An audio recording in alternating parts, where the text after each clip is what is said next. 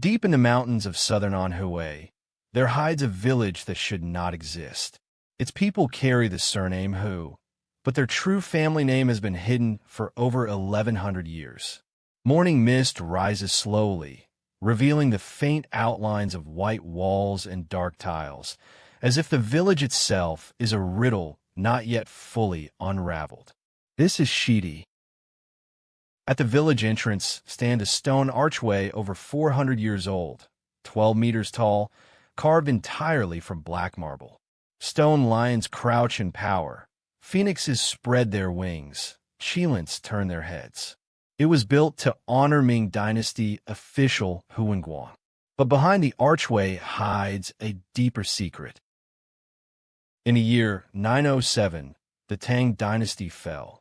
The last emperor, fleeing for his life, had a newborn son. To save the child from assassins, he entrusted him to his bodyguard, Hu Qing. The prince took the surname Hu, was given the name Chang'e, and disappeared into the countryside.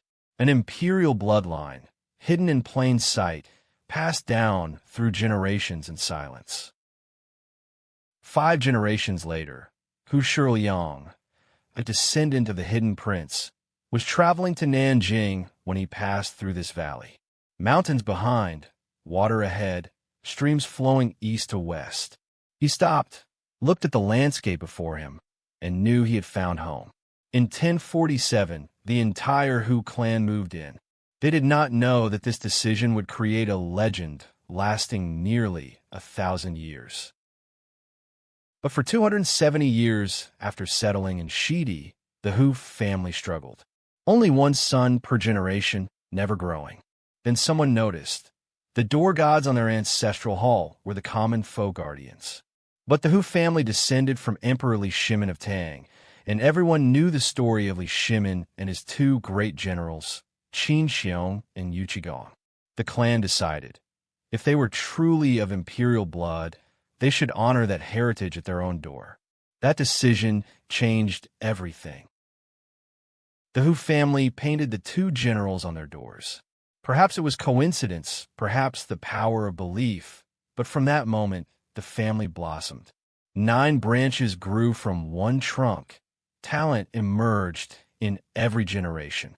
The Hu men left the mountains and became powerful merchants across China. They brought their silver home to Xidi, turning mud walls into stone, thatched huts into grand residences. 600 magnificent houses rose in the valley, one by one.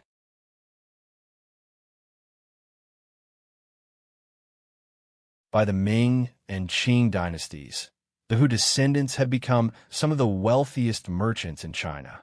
They traveled the world for business, but no matter how far they went or how much silver they earned, they always returned to Xidi. They turned their fortune into brick and stone, building it into their homeland. One by one, magnificent residences rose from the earth. White walls, dark tiles, horsehead gables reaching toward the sky. The most precious treasures of Xidi are its 3 carvings: wood, stone, and brick. Every window, every beam, every door lintel is a masterpiece cut by hand, one stroke at a time. Dragons soar, phoenixes dance, flowers bloom, birds sing, immortals play chess. Stories unfold slowly across the walls. On the 2nd floor of the Dafudi, there is a small wooden balcony overlooking the alley below. Legend says that long ago, the daughters of the Hu family would stand on this balcony and throw a silk ball to the young men gathered below. Whoever caught the ball would become her husband. One silk ball, one destiny, one lifetime together. Above the doorway of the Dafudi residence, 5 characters are carved in stone. Think of taking a step back. It means, when trouble comes, step back, and the world opens wide. This is the wisdom of a merchant who traveled the world, distilled from a lifetime of experience. 900 years later, these 5 characters remain carved in stone, waiting for every passerby to pause and reflect.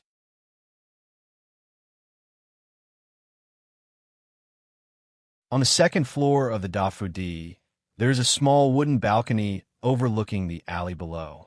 Legend says that long ago, the daughters of the Hu family would stand on this balcony and throw a silk ball to the young men gathered below. Whoever caught the ball would become her husband. One silk ball, one destiny, one lifetime together. Above the east garden doorway, there are two stone lattice windows.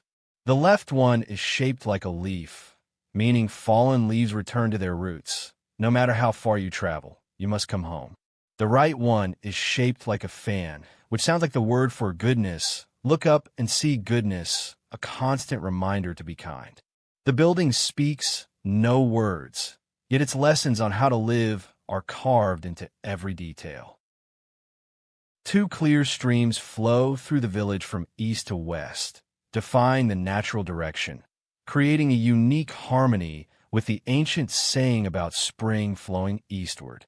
The water mirrors white walls and gray tiles. Women wash clothes by the stream. Children run across stone bridges. For 900 years, the sound of water has never stopped.